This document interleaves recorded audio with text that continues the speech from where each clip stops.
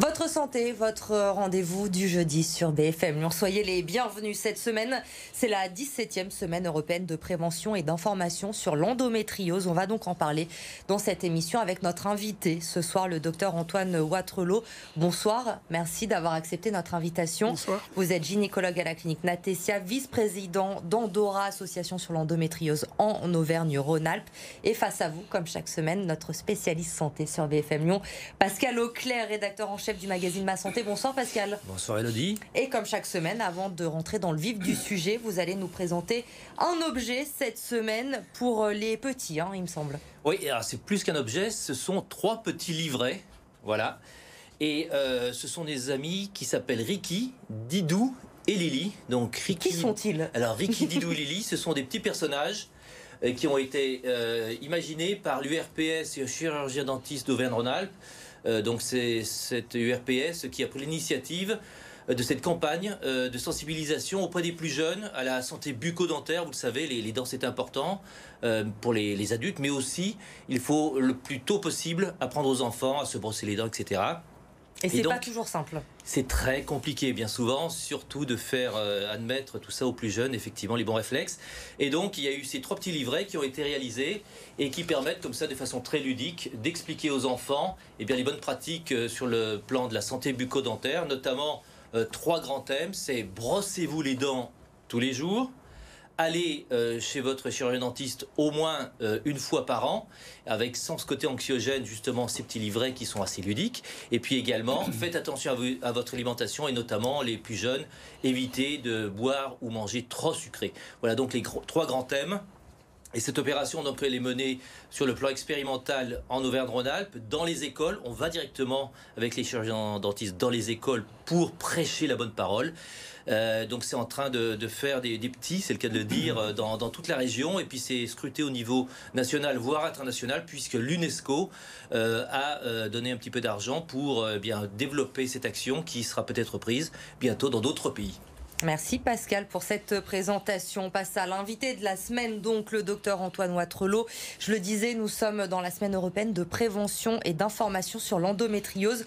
Une maladie, on le rappelle, gynécologique qui touche une femme sur 10. Une maladie qui a longtemps été taboue pour les femmes, mais dont on parle de plus en plus grâce notamment à des célébrités qui n'hésitent plus maintenant à prendre la parole publiquement.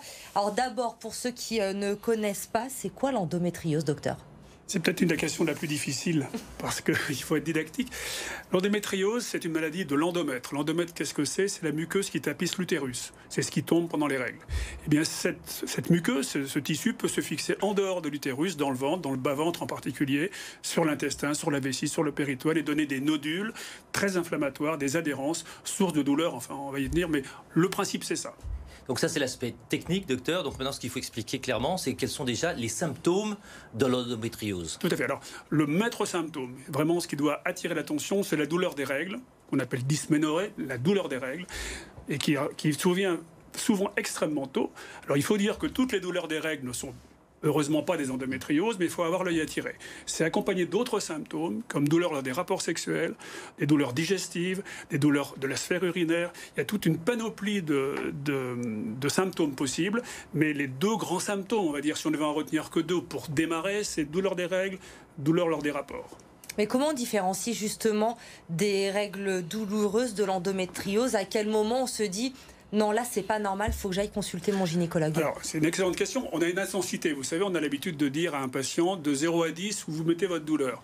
On peut considérer que des règles normales, c'est-à-dire douloureuses normales, si on peut parler ça de normalité, ça ne devrait pas dépasser 4. Quand une patiente vient et dit j'ai des douleurs à 8 ou 9, il y a un problème. C'est une maladie qui peut toucher toutes les femmes à n'importe quel âge? Toutes les femmes en âge de procréer. Ça peut démarrer très tôt. Et en principe, ça se termine à la ménopause. Et est-ce qu'il y a un côté génétique, héréditaire à cette maladie? Il y a un côté familial. C'est-à-dire que si votre mère a fait une endométriose, la fille a plus de chances de faire une endométriose. Donc ça, c'est certain, mais pour l'instant, il n'y a pas de facteur génétique avéré. D'accord. Est-ce que par rapport à ces règles douloureuses, parce que alors moi je ne suis qu'un homme malheureusement, je connais pas ça. Non mais c'est vrai que ce qui me paraît compliqué, c'est de donner une note de 0 à 10 au niveau de la douleur quand on a toujours eu. En fait, ça veut dire qu'il y a une augmentation de l'intensité. Alors, c'est une maladie souvent progressive, donc les patientes racontent bien qu'elles ont d'abord eu mal, puis très mal, puis très très mal, elles finissent aux urgences. Et le drame encore aujourd'hui, même si maintenant, et grâce aux associations de patientes, en particulier des associations comme Endo France, on a sensibilisé à cette maladie, on a encore des patientes qui disent « on m'a dit que j'étais douillette, on m'a dit que c'était dans la tête, que c'était normal ». J'en vois toutes les semaines. Et donc ça, c'est quelque chose où cette semaine de l'endométriose devrait aider à sensibiliser. Est-ce qu'on connaît les causes de l'endométriose ? Pourquoi une femme va l'avoir et pas une autre? Alors non, ça reste encore mystérieux. On a identifié certaines pistes, on a en plus identifié quelques pistes environnementales, on a parlé des phtalates, on a parlé des perturbateurs endocriniens. Pour l'instant, ce n'est pas prouvé, c'est assez probable qu'il y ait des implications. Pour avoir un tel nombre, on se dit que peut-être il y a quand même des implications environnementales. Alors, une fois que l'on a eu ce diagnostic, que l'on est persuadé au niveau médical qu'il y a endométriose, comment ça se soigne? Qu'est-ce qu'on peut faire concrètement? Alors, 2 grandes thérapies, médicales, chirurgicales. En gros, le carburant de l'endométriose, ce sont les hormones des ovaires. Donc, si on met les ovaires au repos, si on coupe les règles, normalement, on améliore les patients. Donc, on essaie toujours de commencer par cette séquence-là, la séquence médicale. Et puis, si ça ne marche pas, ou lorsque l'endométriose est déjà très sévère, ou si on a un gros nodule sur l'intestin ou autre, à ce moment, on est dans un cadre chirurgical, ce qui arrive assez souvent. Et là, la décision est difficile. C'est pour ça qu'on a des réunions entre experts pour justement discuter au cas par cas de ce genre de prise en charge. Assez fréquemment, donc l'aspect chirurgical est évoqué. C'est quoi? C'est 10%, 20%, 30%? C'est combien de cas d'endométriose qui nécessitent une intervention chirurgicale? Alors, comme c'est une maladie chronique qui va vous suivre, pas toute la vie, parce que quand même on peut en guérir, mais il faut être très économe de la chirurgie et les choses vont se passer différemment. Par exemple, vous donnez la pilule en continu à une patiente, elle a plus mal, on ne fait rien de plus. Sauf qu'un jour, elle voudra des enfants. Et là, les symptômes réapparaissent et souvent, on va opérer là. Donc, c'est difficile de quantifier parce que ça dépend à quel moment on s'adresse. Une patiente qui prend la pilule n'aura pas les symptômes, on ne pourra pas la diagnostiquer de l'endométriose? Alors, la pilule a l'avantage, même si elle est de moins en moins acceptée par les jeunes femmes, mais elle a l'avantage d'à la fois traiter, c'est-à-dire endormir l'endométriose et traiter les lésions. Alors, aujourd'hui, on considère qu'une endométriose non douloureuse, on n'y touche pas.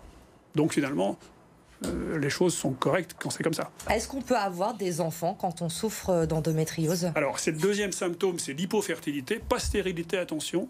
C'est pas de la stérilité, c'est une diminution de la fertilité. Dieu merci, on a plein de patientes qui n'ont même pas été diagnostiquées endométriose et qui ont des enfants. Mais sans suivre de traitement de façon naturelle. En revanche, il y a une diminution de la fertilité. Il n'est pas rare qu'on doit faire une fécondation in vitro, par exemple, pour traiter cette endométriose au niveau fertilité. Alors moi j'ai l'impression qu'on en parle de plus en plus de cette maladie aujourd'hui. On en parle plus parce qu'il y a plus de femmes qui sont atteintes ou c'est qu'avant on n'en parlait tout simplement pas? Alors, c'est difficile de savoir, mais probablement on en parle beaucoup plus. Avant, on considérait qu'il y avait 10 ans de retard dans le diagnostic. Puis 7 ans, maintenant c'est probablement 2 ans. Et donc, la sensibilisation, ce que vous faites aujourd'hui, contribue effectivement à ce que les patientes en parlent. Et le fait qu'il y ait aussi des célébrités, entre guillemets, qui évoquent maintenant régulièrement l'endométriose, ça favorise aussi justement cette information et cette sensibilisation? Oui, l'identification de quelques stars qu'on a vues, c'est quelque chose qui a aidé.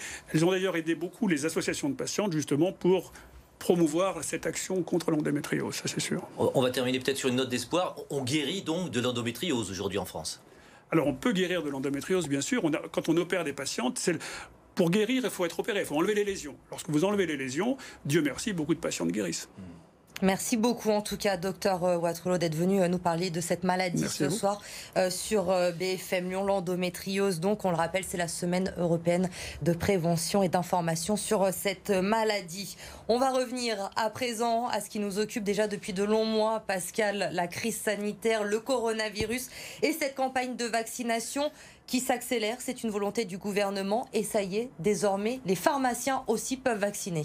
Oui, absolument. C'est la nouveauté de la semaine. Effectivement, les pharmaciens peuvent vacciner ou vont pouvoir vacciner dans les prochains jours. C'est vrai que jusqu'à présent, c'était les médecins libéraux qui pouvaient vacciner. Là, cette semaine, c'est un petit peu autour des pharmaciens. Bon, ça fait grincer quelques dents, notamment auprès de nos amis praticiens médecins libéraux, parce qu'évidemment, ils n'ont plus de doses maintenant. Ce sont les officines qui vont les recevoir. Alors, dans un premier temps, le ministère de la Santé a dit qu'il y aurait entre disons 1 ou 2 flacons par officine.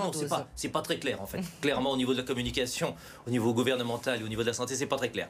Mais en gros, il y aura entre une dizaine de doses et une vingtaine de doses par officine. D'abord dans le Rhône et dans la Drôme. Pourquoi ? Parce que ce sont les 2 départements qui sont classés en vigilance renforcée, donc ils sont prioritaires. Donc d'ici, logiquement, la fin de la semaine, c'est-à-dire ce week-end peut-être au plus tard, les officines de ces 2 départements devraient recevoir entre 10 et 20 doses. Donc vous pouvez déjà prendre rendez-vous avec votre pharmacien ou mieux vous rendre directement sur place. Attention, il y aura forcément des listes d'attente, ça va se bousculer un petit peu au portillon.